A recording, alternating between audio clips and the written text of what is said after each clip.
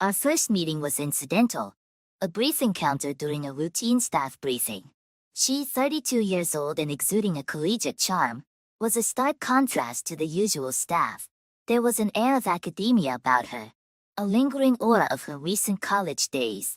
It was intriguing how she seamlessly transitioned from the world of academia into our corporate microcosm. As her mentor, I found myself in a role that was as new to me as the job was to her. Guiding her through the labyrinth of office politics and procedural nuances was a responsibility I took seriously. Our interactions were initially professional, marked by a mutual respect and an ever-growing appreciation of each other's skills and qualities. But as time marched on, those meetings at the office began to take on a different hue. We discovered shared interests, a similar sense of humor, and an easy camaraderie that extended beyond the walls of I-35. Coffee breaks became longer, and work discussions seamlessly transitioned into personal conversations. I learned about her college days, her adventures, and her dreams. She was a vibrant tapestry of experiences and aspirations. Meanwhile, my life outside of work was a quiet routine, marked by the usual social gatherings and a small circle of friends. Her entrance into my life brought a refreshing change, a new perspective that challenged and intrigued me. I found myself looking forward to our interactions, anticipating the bright smile and the intelligent conversation that awaited me each day at work. Our bond strengthened over shared projects and work challenges. There was a sense of teamwork that went beyond the usual colleague camaraderie. We celebrated small victories together and supported each other through the inevitable setbacks. It was during one such celebration, a simple dinner after a successful project completion, that I realized the depth of my feelings for her. The realization came as a gentle wave, not a sudden jolt. It was an understanding that what we had was special, unique in its form and essence. The friendship that had blossomed in the confines of I-35 had unknowingly paved the way for something deeper, something more profound. As months turned into a year, our relationship evolved, cautiously at first, as we navigated the delicate balance between professional and personal. But the heart knows no bounds and our connection deepened, unfettered by the constraints of office walls. We found solace, understanding, and a deep-seated respect for each other. Our story truly began in those early days at I-35, in the midst of mundane routines and office chatter. Little did we know that those initial innocent interactions would lay the foundation for a journey that would test us in ways we never imagined. It was a beginning that was humble yet significant, marking the start of a shared path filled with love, challenges, and the intertwining of two lives in a bond that would eventually face the ultimate test. My wife, who had since transitioned from a carefree student to a responsible adult, was taken aback by her friend's sudden reappearance. The news of her friend's engagement was as surprising as it was unsettling. It stirred in my wife a complex mixture of emotions: joy for her friend's happiness, nostalgia for their shared past, and an underlying sense of disbelief. How had the wild spirit she once knew, the partner in countless college escapades, decided to settle down?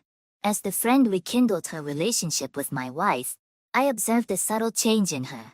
There was a renewed vigor, a spark that I hadn't seen since our early days at I-35. She recounted tales of their college adventures with a twinkle in her eye, painting vivid pictures of their youthful exploits. It was a window into a part of her life I had only heard about in fragments, a life filled with freedom and reckless abandon. Despite her initial reservations, my wife found herself drawn back into the orbit of her college friend. The promise of revisiting her youth, even if just vicariously through her friend's engagement celebrations, was enticing. It was a chance to momentarily step away from the responsibilities that now defined her life. As her husband, I watched this development with a mix of emotions. On the one hand, I was happy to see her reignite a part of her personality that had been subdued by adult life. On the other, there was a growing concern. The college friend, with her impending nuptials, represented a world my wife had left behind. A world of unbridled partying and risks that seemed incompatible with the life we had built together. Our shared understanding as a couple was tested during this period. We had always been candid about our pasts, but this reconnection brought a new dynamic to our relationship. The agreement was clear and had been set early in our marriage. Certain aspects of her past, including the intimate nature of her friendship with this woman, would remain in the past, especially given the depth of their previous escapades. Yet, as the engagement party drew closer, I couldn't shake off a sense of foreboding. There was an unspoken fear that the reemergence of her college friend might awaken in my wife a longing for a life she had willingly left behind. It was a test of trust and understanding, a delicate balance between respecting her autonomy and expressing my concerns.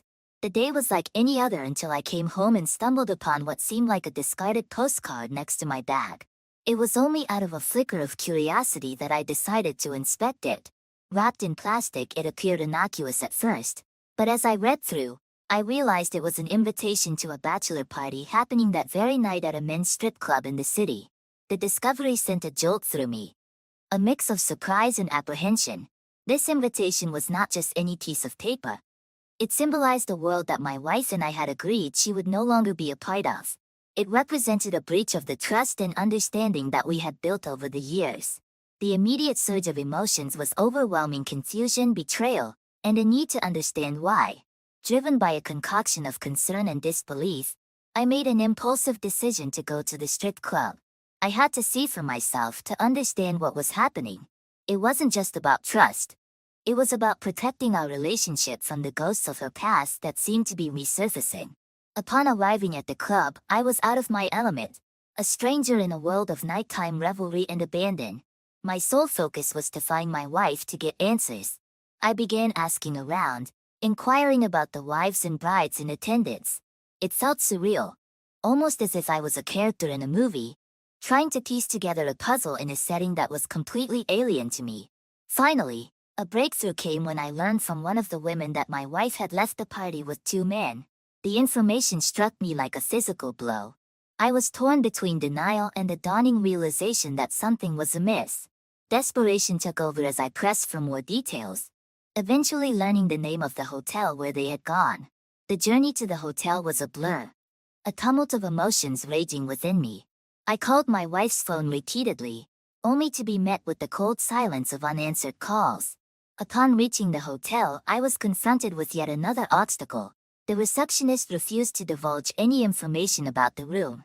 It was in this state of mounting despair and frustration that I saw her emerge from the elevator, accompanied by a man. The sight was like a dagger to my heart.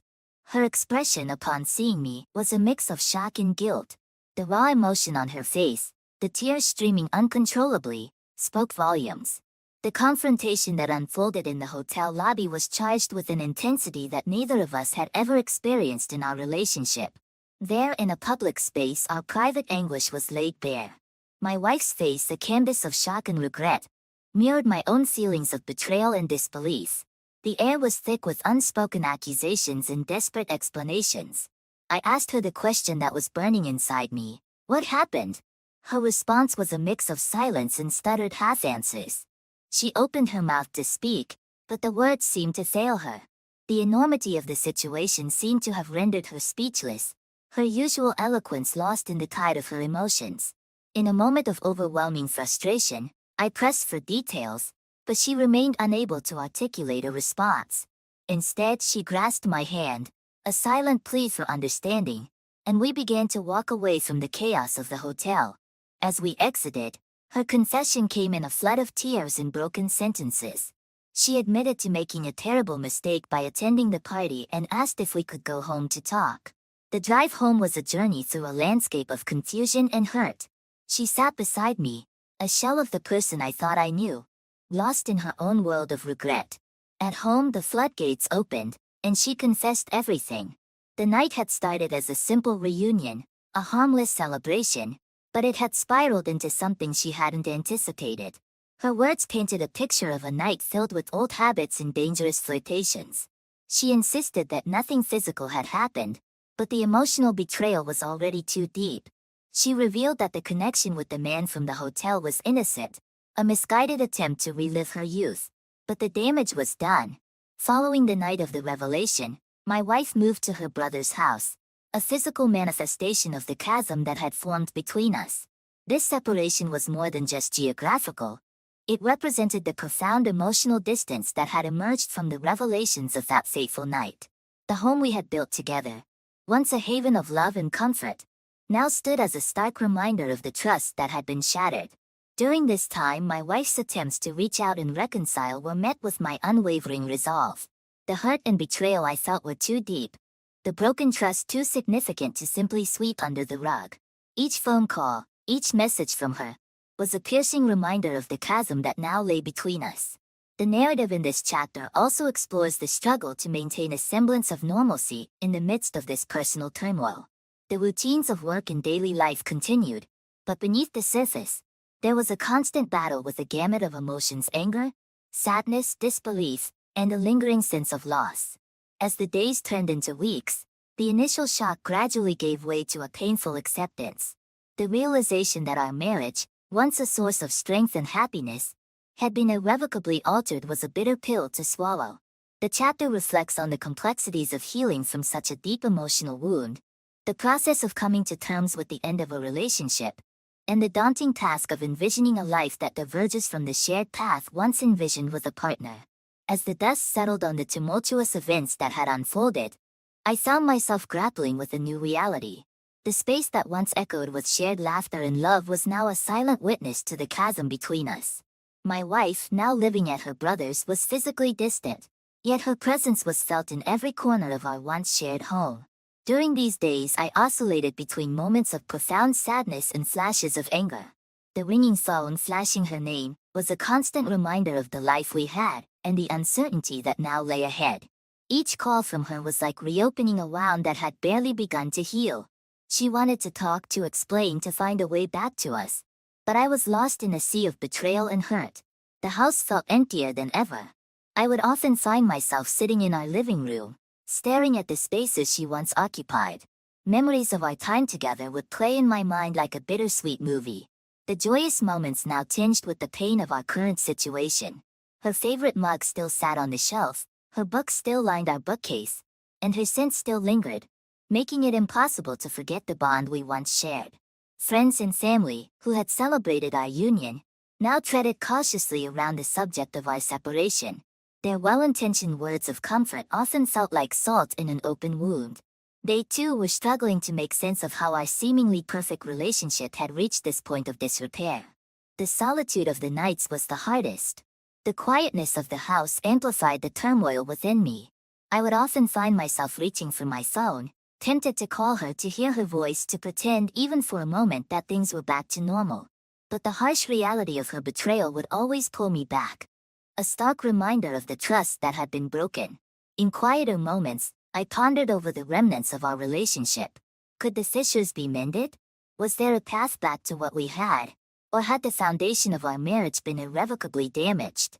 These questions haunted my thoughts, offering no easy answers, only a reflection of the complexity of human emotions and relationships. As the weeks turned into months, the initial shock and turmoil of our separation gave way to a period of deep introspection and reflection.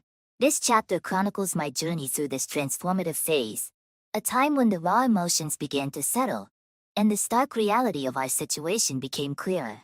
In the solitude of our once shared home, I found myself confronting a myriad of emotions and unanswered questions.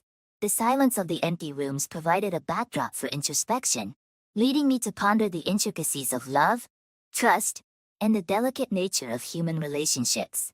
I realized that while love forms the foundation of a marriage, it is trust that acts as its pillars, and once these pillars are shaken, the entire structure becomes vulnerable.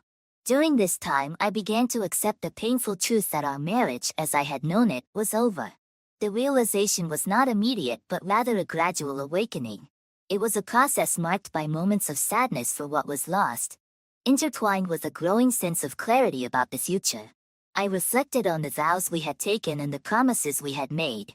The breach of these vows by my wife was not just a momentary lapse. It was a decision that reflected deeper issues within our relationship and within herself. It became evident that the issues were not just about the incident at the hotel, but rather about the choices and actions leading up to that night. This period also brought a newfound understanding of self-love and respect. I recognized that forgiving my wife was essential for my healing, but forgiveness did not necessarily mean reconciliation. It meant releasing the anger and bitterness, not for her sake, but for my own peace of mind. As I journeyed through this labyrinth of emotions, I also grappled with the concept of personal freedom within a marriage. I realized that while love binds two people together, it should not restrict their individual growth and happiness.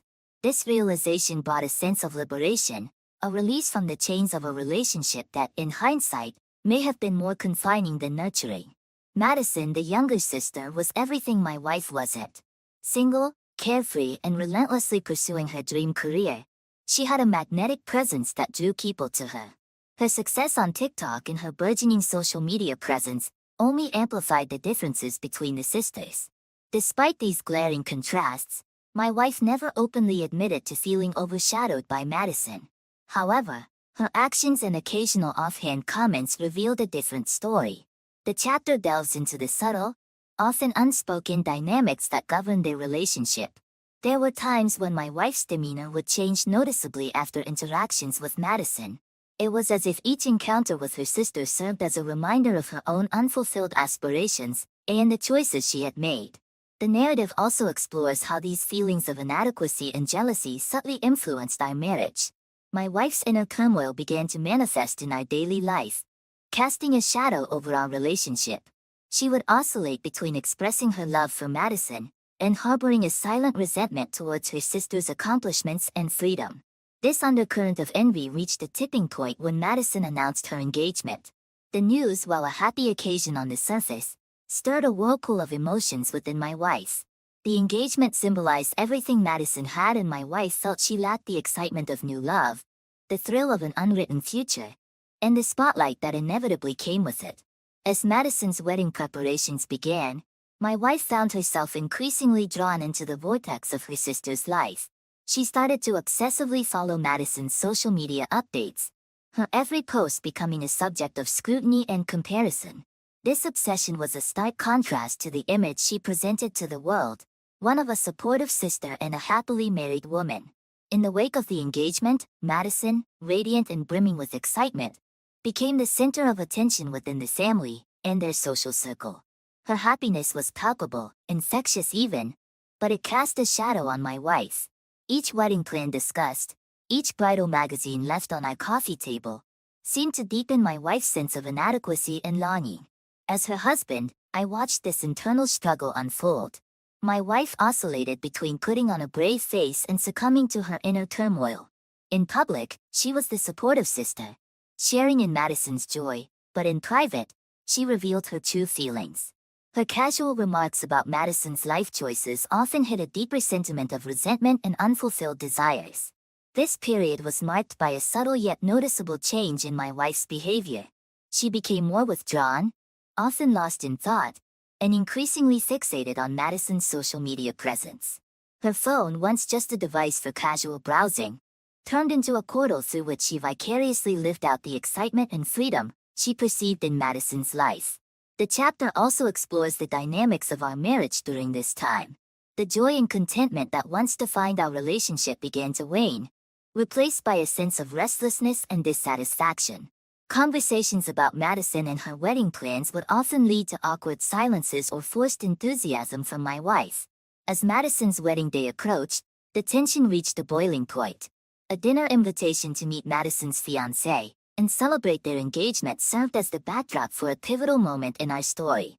The fiancé, charming and successful, seemed the perfect match for Madison, further highlighting the differences between the sisters' lives. After the dinner, the drive home was a silent journey, filled with unspoken thoughts and emotions. My wife's quiet demeanor was a stark contrast to her usual self. It was clear that seeing Madison's happiness and the love she shared with her fiancé had deeply affected her. The initial signs of trouble were subtle, yet in hindsight unmistakably ominous. My wife's behavior began to change in ways that were hard to ignore. She became increasingly distant, often lost in her thoughts, and her interactions with me grew more perfunctory. There were unexplained absences and late-night phone calls that she would hurriedly dismiss as inconsequential. But the truth was far from it. The unraveling began in earnest when I noticed a pattern in her behavior. She started to leave the house at odd hours, offering vague explanations about needing to clear her head or meet a friend. It was during one of these unexplained outings that the truth began to emerge. A chance discovery of a timestamp on our home security system revealed that her exits and returns were more frequent than she had let on. Confronted with this evidence, my wife initially tried to brush it off as harmless outings. But the persistence of my inquiries and the undeniable inconsistencies in her story led to the painful truth. She had been meeting Madison's fiancé in secret, an act that went beyond the boundaries of mere friendship or sisterly concern. The revelation hit me like a physical blow. It was not just the act of betrayal that wounded me deeply, but the realization that our marriage had become a facade, masking a myriad of unspoken issues and resentments. My wife's actions were a reflection of her inner turmoil, her struggle with feelings of inadequacy, and her longing for a life that she felt had eluded her. In the days following the revelation, the finality of our situation became increasingly apparent. The home we shared, once filled with dreams and plans for the future, now felt like an empty shell, a stark reminder of what had been lost. The decision to divorce, though heart-wrenching, seemed the only path forward. It was a decision born not out of anger, but out of a profound sense of disillusionment and the need to preserve my own sense of self. As we navigated the painful process of separation, life continued in its unpredictable rhythm. In an ironic twist of fate, my relationship with Madison, born out of shared betrayal and heartache, began to evolve. Our interactions, initially centered around mutual support and understanding, slowly transformed into something deeper. In each other we found solace, a kindred spirit who understood the depths of the pain we were experiencing. This chapter is not just a story of endings, but also one of new beginnings. My burgeoning relationship with Madison was unexpected, yet it unfolded with a natural ease. We were two people who had been deeply hurt, finding comfort and understanding in each other's company. Our bond, strengthened by shared experiences and empathy, gradually blossomed into a romance. Meanwhile, my wife's path took a different turn. The realization that her actions had not only destroyed our marriage, but also her sister's engagement led her to a place of deep remorse and confusion. Her attempts to reach out to me to seek forgiveness were met with my firm resolve to move forward. The finality of our divorce marked an end to a chapter in both our lives. A chapter that had once been filled with love, but ended in pain and betrayal. The conclusion of this narrative is not just about the end of a marriage, or the beginning of a new relationship. It's about the profound transformations that occur within individuals when faced with life's unpredictability. My journey through the wreckage of a broken marriage to finding unexpected love with Madison taught me invaluable lessons about the complexity of human emotions, the fragility of trust, and the resilience of the human spirit. One of the key realizations that emerged from this journey is the understanding that love, in all its beauty and power, is not always enough to sustain a relationship. Trust, once broken, is difficult to rebuild, and the scars of betrayal can run deeper than anticipated. My experience with my wife underscored the importance of honesty, communication, and mutual respect in a relationship. It highlighted the dangers of unaddressed emotions, and the destructive potential of envy and dissatisfaction. The evolution of my relationship with Madison also brought to light the capacity for healing and redemption. It showed that even in the aftermath of pain and loss, there can be new beginnings and opportunities for growth. Our connection, born from shared experiences of betrayal, blossomed into a source of strength and happiness, a reminder that life can take unexpected turns, leading to new paths and horizons. As for my ex-wife, her journey was a testament to the consequences of one's actions, and the difficult road to self-discovery and redemption.